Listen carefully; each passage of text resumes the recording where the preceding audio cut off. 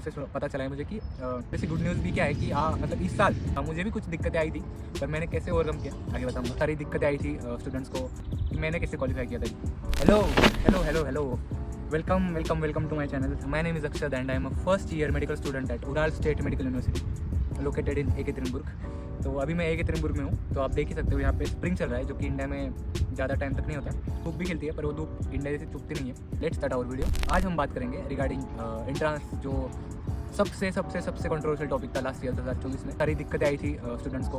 बहुत सारे लोग अपियर हुए थे एंट्रांस में, पर बहुत कम लोगों का हुआ था। लाइक 1100 कुछ स्टूडेंट्स ने अपियर किया था एग्जाम, और उनमें से सिर्फ 300 लोगों का हुआ था। तो थोड़ा सा ट्रॉमेटाइजिंग भी था बहुत से स्टूडेंट्स को। सो आज मैं बताऊँगा आपको कि मैंने कैसे क्वालिफाई किया था एग्ज़ाम, एंड प्रोबेबली ये वीडियो देखने के बाद आपको दिक्कत नहीं आएगी, किसी भी चीज़ में नहीं आएगी। तो लास्ट ईयर इतने डिफ़िकल्टीज़ क्यों आई स्टूडेंट्स को? मतलब हम तो सेकंड बैच है अभी उराल में, तो मतलब यूनिवर्सिटी को क्या लगता था कि ज़्यादा से ज़्यादा आएंगे 450-500। तो एंट्रांस का जो वेब पेज है उसकी जो कैपेसिटी थी वो ज़्यादा से ज़्यादा थी 500-550। तो अचानक से 1100 स्टूडेंट्स आ गए, तो लाइक वो थोड़ा सा क्रैश हो गया। तो मेरे भी बहुत सारे दोस्त थे उसमें डायरेक्ट एग्जिट हो गए, और उनको फिर से एंटर करने का भी चांस नहीं मिला।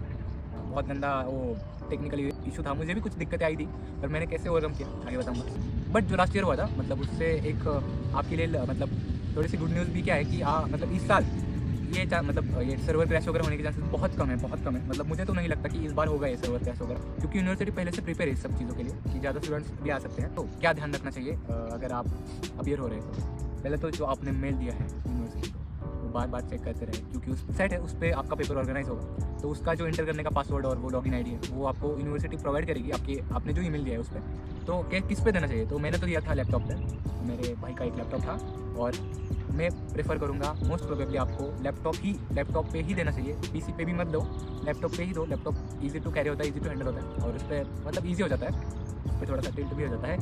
सो हाँ, तो लैपटॉप यूज़ करो, फ़ोन टैबलेट मत यूज़ करो, बिल्कुल भी मत यूज़ करो। मैं बिल्कुल भी नहीं कहूँगा कि फ़ोन टैबलेट यूज़ करो। लैपटॉप पे दिक्कत नहीं आती, मुझे तो नहीं आई थी। तो मैं कहूँगा डोंट प्रेफर फ़ोन और आईपैड और टैबलेट। एक बैकअप रख सकते हो, एक बैकअप रख दो कि लाइक एक टैब पे सेम विंडो खुली है एंड लैपटॉप पे दे ही रहे, और टैब पे वही सेम विंडो खुली है। इन केस अगर कोई प्रॉब्लम भी आ गया तो ये छोड़ के वो बैकअप डिवाइस भी हो सकता है आपके पास। आपका एग्ज़ाम का दिन आएगा, उसमें क्या होगा, आपको पहले आपका जो वेरिफिकेशन के लिए आपके जो डॉक्यूमेंट्स है लाइक आधार कार्ड, अगर आपके पास पासपोर्ट है तो पासपोर्ट एंड पैन कार्ड भी आप रख सकते हो, एंड आपके पास ही रखिएगा ये, मतलब साइड में ही रखिए। एंड इसमें भी एक एडिशनल पॉइंट में क्या मतलब डालना चाहूँगा, क्योंकि मेरे साथ ही हुआ था। कई बार होता है ना कि क्या होता है, मतलब एक विंडो आती है, एग्जाम्पल ये इसको स्कैन करना है, इस लोगो को स्कैन करना है, तो अगर आप ऐसे स्कैन करोगे ना तो कैमरा खुला होता है लैपटॉप पर, तो वो डिटेक्ट नहीं करता। तो बैकअप में रखिए एंड्रॉइड फ़ोन, ताकि आप टॉर्च ऑन करके इस पर फोकस करके आप दिखा सकते हो। मैंने तो यही किया था और मेरा हो भी गया था, और मुझे बहुत दिक्कत आई थी। कम से कम मैं आधा घंटा लैग किया था इस मतलब ये स्कैन नहीं कर रहा था मेरा डॉक्यूमेंट, मेरा वेरिफिकेशन नहीं हो रहा था। तो मैंने टॉर्च ऑन किया एंड वो दिखाया तो तुरंत से हो गया। तो मेरे साथ ही दिक्कत हुई थी, तो सोचा मैंने आपको भी बता दूँ, आपकी भी काम आएगी। तो बैकअप फ़ोन किए, आपको टॉर्च में भी काम आ जाएगा। और क्या एग्ज़ाम स्ट्रिक्ट होगा? क्या एग्ज़ाम मतलब इतनी हाइप क्यों बनी थी लास्ट ईयर? तो बता दूँ, एग्ज़ाम बहुत ज़्यादा स्ट्रिक्ट होता था। मुझे भी नहीं लगा था इतना स्ट्रिक्ट होगा, पर बहुत ज़्यादा स्ट्रिक्ट होता है एग्ज़ाम, बहुत ज़्यादा स्ट्रिक्ट होता है। लाइक आप मतलब आपका एक सर्कल बनेगा फेस का, और उसी सर्कल में आपको फेस रखना है। उसी सर्कल में अगर आपका फेस ज़रा भी हिला और वो कंटिन्यू आपको मॉनिटर करते रहते हैं। मुझे खुद को मुझे 2 बार रूम दिखाना पड़ा था, क्योंकि थोड़ा सा भी अगर फेस हिला तो लाइक वो सर्कल है वो रेड हो जाता है, और आपकी जो स्क्रीन है वो पूरी लॉक हो जाती है। मतलब आपको जो आपका पेपर का जो मतलब विंडो है वो पूरा लॉक हो जाता है, और साइड में आपको एक पॉपअप आ जाता है, पूछता है आपको क्या कर रहे हो आप, नहीं तो आपको रूम दिखाओ। तो हाँ, तो स्ट्रिक्ट तो है भाई, आपको समझदारी से काम लेना पड़ेगा। सब्जेक्ट की बात करते हैं, सब्जेक्ट तो आपने पता ही होगा आपको, एक होता है इंग्लिश, एक होता है बायोलॉजी, और एक होता है chemistry. English is so easy. English मतलब बेसिक ग्रामर जो हमने 11th-12th में पढ़ा था वही होता है। और हाँ, और उसमें क्या होता है, वो लिसनिंग पार्ट होता है, राइटिंग पार्ट होता है, वो बहुत ईजी है, बहुत ईजी हो, आप इजीली कर लोगे। तो और बायोलॉजी होता है, बायोलॉजी भी बहुत ईजी होता है। बायोलॉजी पूरा 11th और 12th के एनसीईआरटी पे होता है बायोलॉजी पूरा। मतलब आपको नीट ही लगेगा, पर थोड़ा सा ये नीट इतना डिफिकल्ट नहीं होगा वो नीट बायोलॉजी। मतलब मेरा तो इतना डिफिकल्ट नहीं था, मेरा तो नीट का लेवल का ही था, सिंपल से एमसीक्यू थे। तो बायोलॉजी तो हो जाएगा। मुझे नीट एस्पिरेंट का फेवरेट सब्जेक्ट बायोलॉजी है, तो मुझे नहीं लगता इस पर कोई दिक्कत आएगी किसी को। बायोलॉजी का सबको 1-1 घंटा मिलेगा सब पेपर्स को। एंड हाँ, तो लास्ट में आते हैं केमिस्ट्री।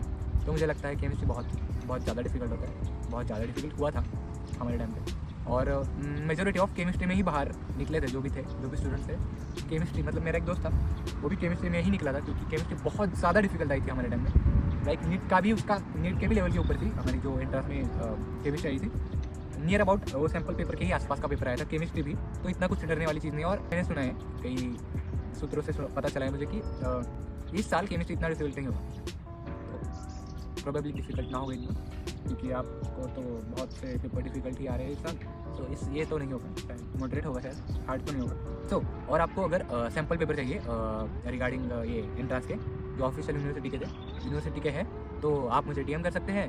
हाँ, आप मुझे डीएम कर सकते हैं, तो मैं आपको भेज दूँगा, डायरेक्ट पीडीएफ ही भेज दूँगा, तो DM me. So let's go further.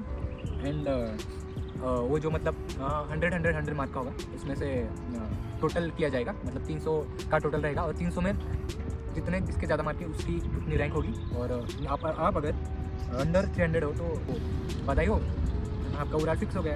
आपको बेसिक तो पता है, एक छोटी सी मतलब एक शांत सी रूम में बैठो, नहीं तो मतलब मुझे तो एक बार वो पॉपअप आया था, क्योंकि मेरे घर के बाहर वो शादी चल रही थी एक, और वो बजाते हुए कुछ लोग चल रहे थे, इसलिए मुझे बोल रहा था कि नॉइज़ कैसा आ रहा है बैकग्राउंड में, तो एक शांत सी रूम हो, वहाँ पे कोई आता जाता ना हो, ऐसी रूम आप प्रेफर करना।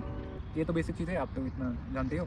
सो या ये था आज का वीडियो रिगार्डिंग उड़ाल का एंट्रेंस एग्ज़ाम। सो और आप उड़ाल आने का प्लान कर रहे हो तो मेरे आगे भी बहुत सारे उड़ाल के रिगार्डिंग वीडियोज़ आएंगे। मेस का दिखेगा, लाइक पार्ट टाइम जॉब्स का दिखेगा, मैं सिटी का टूर भी दूँगा, फॉर कारगी सिटी, मतलब मैं अगर जा रहा हूँ किसी फॉरेन कंट्री में तो क्या है वहाँ पे, क्या है देखने में, मुझे तो इंथुजियाज़म था, आपको भी होगा। तो डू सब्सक्राइब एंड वीडियो आगे आएंगे, देख लेना। अगर आपको कुछ डाउट्स है, अगर आपको कुछ भी डाउट्स है, so you can contact me on Instagram, यहाँ पे है। एंड मिलते हैं अगले वीडियो में, धन्यवाद।